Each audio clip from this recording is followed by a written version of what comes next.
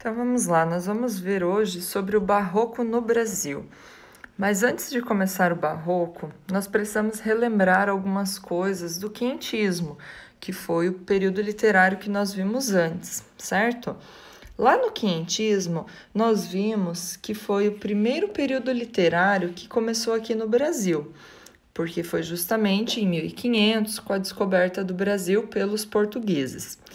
Lá no Quinhentismo, nós tínhamos apenas textos escritos pelos portugueses para serem lidos pelos portugueses, né? Para o rei, eram enviados para Portugal para falar sobre a descoberta dessa nova terra. Ou seja, naquele período do quinhentismo, nós não tínhamos escritores e nem leitores brasileiros, tá? Porque aqui no Brasil só tinha índio, então a gente não tinha escritor e leitor brasileiro, certo? Então agora aqui no Barroco, que vai mudar um pouco a situação. O período conhecido como Barroco ou Seiscentismo, lembra 1500, quinhentismo, 1600, seiscentismo. Então essa é a lógica do nome. Nós vamos chamar só de Barroco, que é mais fácil. Então, ele é constituído pelas primeiras manifestações literárias genuinamente brasileiras ocorridas no Brasil colônia, embora diretamente influenciadas pelo barroco europeu, isto é, vindo das metrópoles. Ou seja, aqui sim no barroco nós vamos ter as primeiras manifestações literárias que são genuinamente brasileiras. Nós vamos ter agora escritores e leitores brasileiros. Então, por isso que se diz que o Barroco é a primeira, de certa forma, o primeiro movimento literário genuinamente brasileiro. Porque nós temos agora escritores brasileiros, né? Já se passaram mais ou menos 100 anos, cento e poucos anos. Então, agora sim, nós vamos ter escritores e leitores brasileiros. É claro que influenciados pelo barroco europeu. O que a gente precisa saber e sempre lembrar é que os períodos literários, eles sempre vão começar lá na Europa, em outros países, para depois chegar aqui no Brasil. Tá? Então, sempre vai ter uma influência dos períodos literários lá de Portugal, né, dos outros países, certo? Lá das metrópoles, das cidades grandes. O termo denomina genericamente todas as manifestações artísticas dos anos 1600 e início dos anos 1700. Além da literatura, estende-se a pintura, a música, pintura, escultura e arquitetura da época. Então, quando falamos em barroco, não podemos pensar apenas na literatura, mas sim todas as manifestações artísticas que ocorreram nesse período.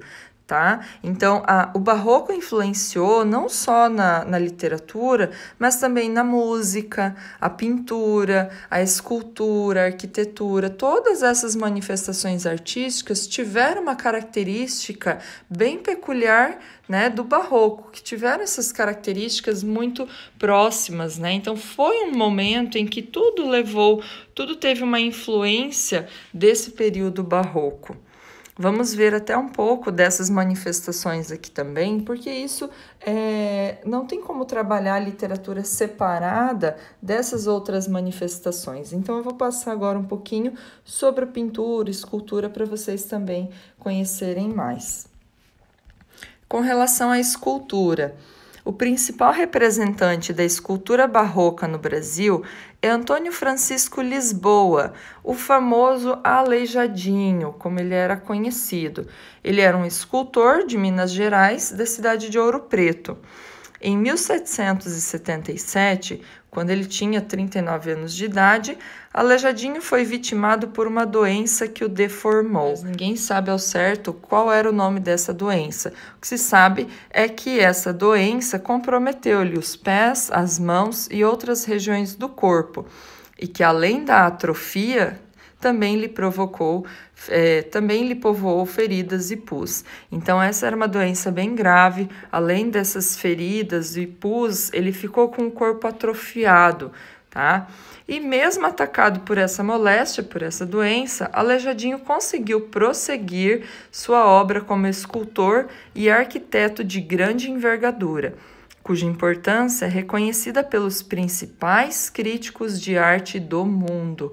Então, ele ficou conhecido mundialmente pelas suas esculturas, e principalmente pensando que uma pessoa que está com algum problema, né, com as mãos deformadas, com o corpo deformado, ele conseguir fazer esculturas tão belas, né, então isso fez com que ele ficasse mais famoso ainda. Aqui nós temos algumas esculturas dele.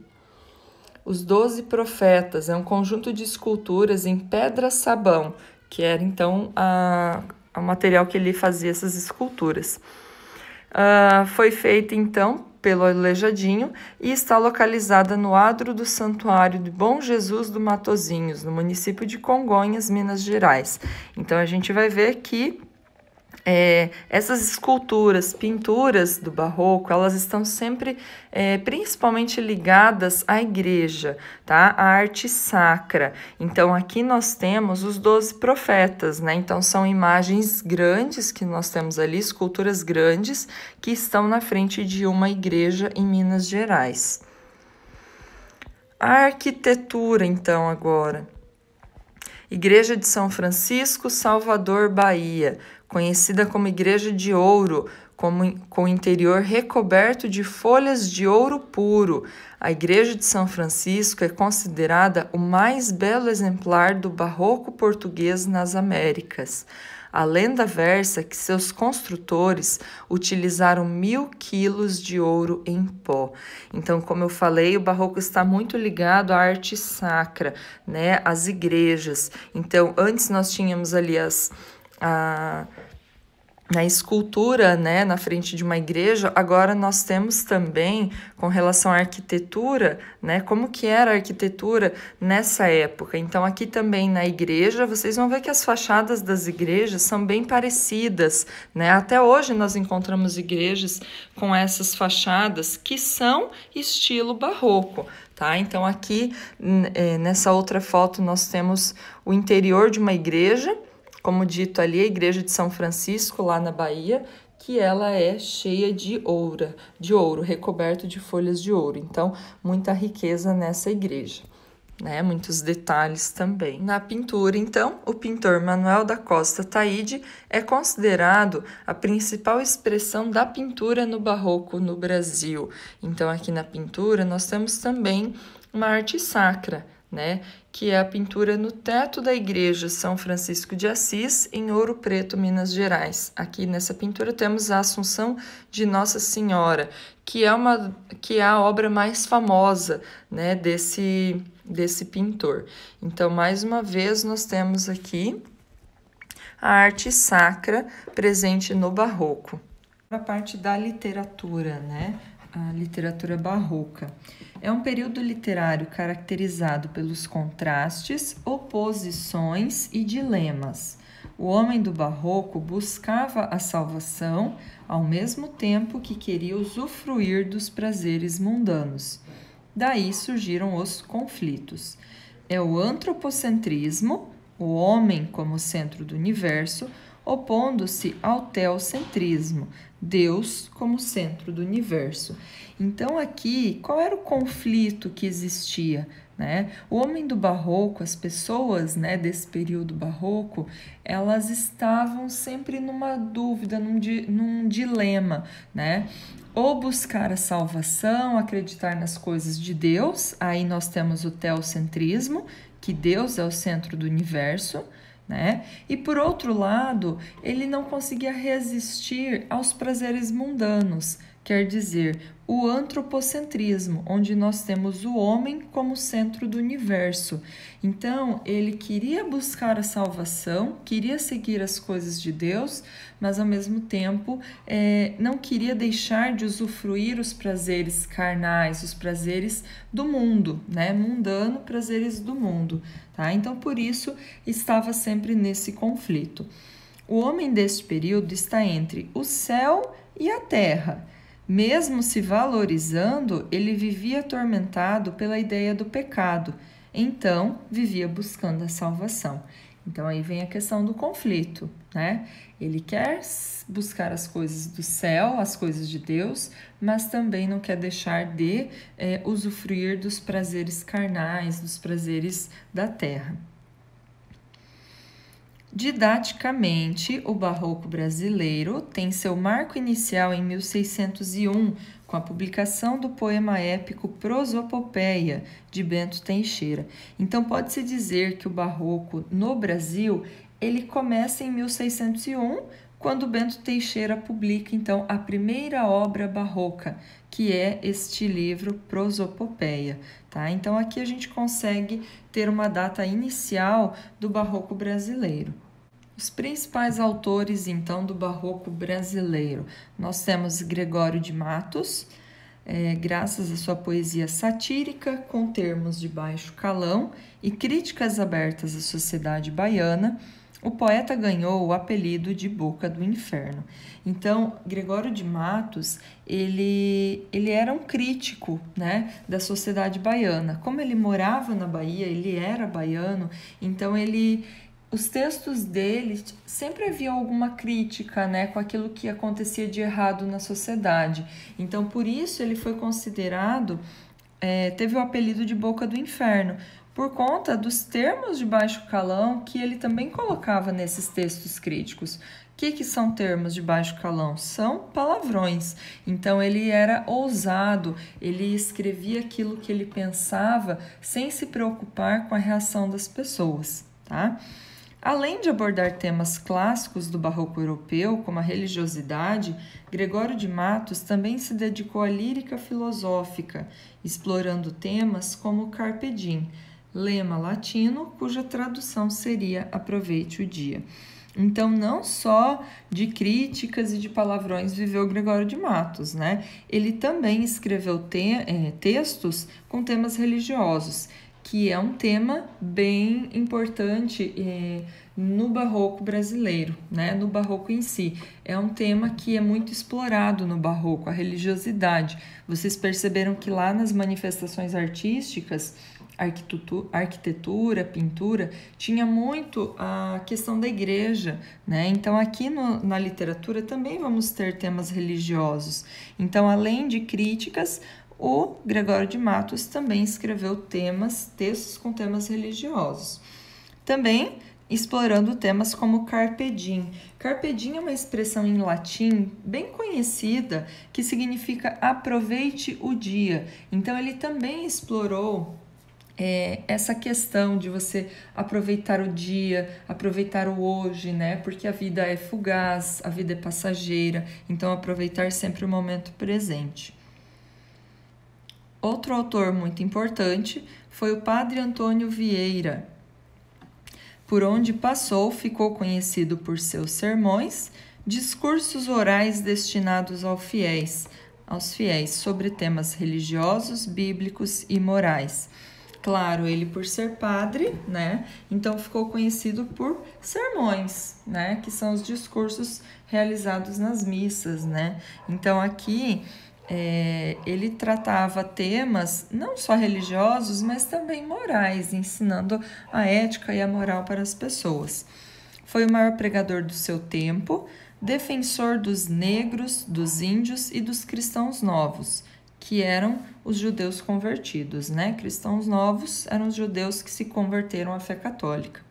A defesa dos cristãos novos valeram-lhe o ódio da Inquisição, que o processou por opiniões heréticas. O que é a Inquisição? Na época, a Inquisição era como se fosse um tribunal da Igreja Católica, onde se julgavam as pessoas que tinham opiniões, né, que tinham atitudes, né, que eram contrárias à igreja. Então, ali o padre, por defender essa minoria, né, essas pessoas que não têm voz, essas pessoas que são excluídas da sociedade, ele foi julgado pela igreja por opiniões heréticas, quer dizer, como se aquilo que ele estivesse fazendo ia contra os princípios da igreja. Então, ele foi condenado a 2 anos de reclusão para uma casa jesuítica e o impedimento de pregar.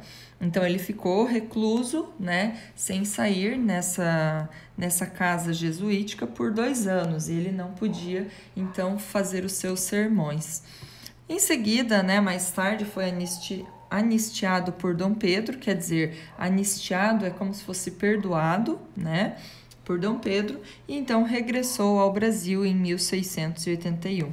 Pertence tanto à nossa literatura quanto à portuguesa.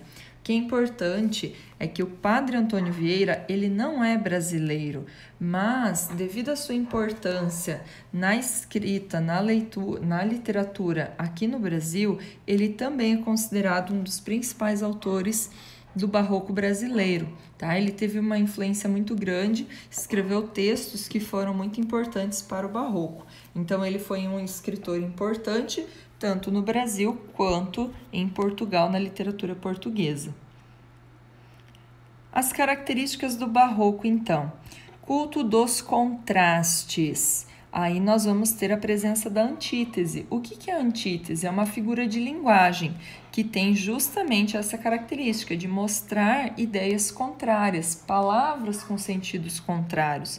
Por exemplo, no mesmo texto a gente percebe palavras opostas como claro e escuro, vida e morte, tristeza e alegria. Então, essas palavras são antíteses, palavras com sentidos opostos encontrados no mesmo texto. Característica importante também do barroco, o pessimismo.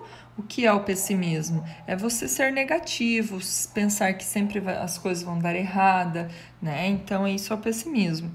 Intensidade, presença da hipérbole. Hipérbole também é uma figura de linguagem no qual a gente tem o exagero da expressão. Então, no barroco existia muito esse exagero na hora de se expressar. Um exemplo claro de hipérbole que nós usamos sempre no nosso dia a dia é dizer, por exemplo, estou morrendo de fome. Né? Morrendo de fome. Não quer dizer que estou realmente morrendo, mas estou com muita fome. Então, essa frase é um exemplo de hipérbole, no qual a gente exagera na hora de se expressar. Então, no barroco, existia muito exagero na maneira de se expressar, principalmente a questão do pessimismo, né? Estou morrendo de amor, né? Então, existia muito essa questão do exagero na hora de se expressar. Também tínhamos o dualismo, aí vem aquela questão dos conflitos que eu já falei antes, né? Onde tinha a fé se opondo à razão, a vida oposta à morte, corpo versus a alma. O homem se divide entre o mundo espiritual e o mundo material, né? Então, o teocentrismo que se opõe ao antropocentrismo. Buscar as coisas de Deus, as coisas do céu, mas ao mesmo tempo não conseguir negar a sua vontade carnal. Fugacidade, o que é algo fugaz? Que é passageiro. Então aqui vem de encontro com aquele lema que eu falei antes do Carpe Diem, aproveite o dia. Por quê? Aproveite o dia, pois tudo é passageiro, a vida é fugaz, né? Passa muito rápido. Então esse era um lema também explorado no período barroco. Cultismo, que é caracterizado pela linguagem culta, tá? Então, por isso, cultismo. Linguagem culta é o quê? Uma linguagem mais difícil, rebuscada, extravagante, tá? Então, agora sim, nós vamos ter uma linguagem mais rebuscada, uma linguagem mais difícil, né? Lá no quintismo, quando eu expliquei para vocês, a linguagem usada era mais simples, né? E mesmo assim, para nós hoje é uma linguagem mais difícil devido a esse tempo, né? Por ser escrito lá em 1500. Então, agora aqui no barroco, além de ser uma linguagem já mais difícil, por ser uma linguagem antiga para nós hoje, além disso, era utilizada uma linguagem rebuscada. Então, é claro que os textos do barroco vão ter uma linguagem mais complexa, um pouco mais difícil de nós entendermos. Também temos ali, com relação à linguagem, valorização do pormenor, mediante jogos de palavras. Quer dizer, eles valorizavam muito os detalhes, né? Através de jogos de palavras. Então, eles exploravam muito a linguagem, além de usar uma linguagem mais... com palavras rebuscadas e difíceis, ainda faziam jogadas com as palavras, né? Utilizavam bastante detalhes também. Aqui nós temos uma imagem onde fica claro antíteses comuns nas obras barrocas, né? Claro e escuro, vida e morte, tristeza e alegria. Então, essa dualidade, né, de nós conseguirmos perceber o claro, né, em alguns momentos nessa imagem tem figuras bem claras, em outras bem escuras, então é um contraste de cores, né? A vida e a morte, nós temos ali uma pessoa, mas também temos uma caveira, né, representando vida e morte, tristeza e alegria. Então, a antítese não era só na literatura, nos textos, mas a gente percebe também nas pinturas, né, nas manifestações artísticas. Nessa época, muito da literatura era produzida para ser lida publicamente nas praças e esquinas. Outro tanto era produzido para ser lido entre os poucos membros das academias, grupos seletos de escritores que faziam poesias de conteúdo difícil, rebuscado, compreendidas e apreciadas no círculo restrito que as produzia. Gregório de Matos produzia esses dois tipos de literatura. Então, o que a gente tem que pensar aqui, que é bem importante. Como eu falei para vocês, o barroco, nós vamos ter agora escritores e leitores brasileiros, sim, mas são poucos. Por quê? Se a gente comparar com hoje, que existe uma facilidade maior de estudo e ainda assim existem pessoas que não sabem ler e escrever, imagine para aquela época, 1600, né, e alguma coisa. Então, é claro que era uma minoria que sabia ler e escrever. É um grupo seleto, né, de pessoas que tinham poder aquisitivo melhor, né? Então, não era qualquer um que sabia ler e escrever. Dessa forma, a literatura, então, ela era produzida para ser lida publicamente nas praças. Então, os autores liam seus textos, suas críticas, seus poemas nas praças para que as pessoas pudessem ouvir, né, e tomar conhecimento desses textos. Outra forma também, claro, o padre, como eu citei antes, os sermões dele, né, também eram lidos, né, só que, claro, nas missas, nas igrejas. Então, ali, poucas pessoas também sabiam ler. Então, dessa forma que todos tinham conhecimento desses textos. Outro ambiente que favoreceu a produção literária era o das missas. Ali os pregadores expunham o que acreditavam ser as ordens divinas através dos sermões. Então, aquilo que eu falei, alguns textos eram lidos em praças, esquinas, né? E outros, os dos padres, então, eram lidos nas missas, né? Através dos seus sermões. O que a gente precisa também saber que, como existia pouco conhecimento, fonte de conhecimento, né? Eram poucas pessoas que sabiam ler e escrever, muitas coisas se aprendiam nas missas também, né? Claro, ali nessas praças onde se tomava conhecimento, por exemplo, do que acontecia na sociedade, Gregório de Matos fazia críticas, né? Mas também com relação à ética, moral, né? Então isso também era aprendido nas missas.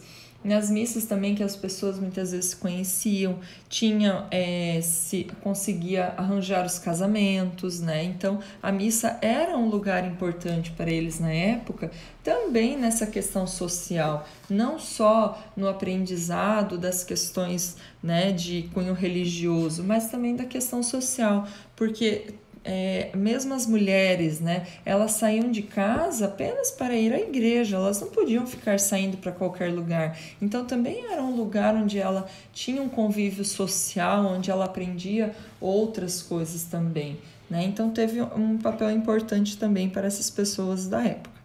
Certo? Então esse é o resumo do Barroco no Brasil.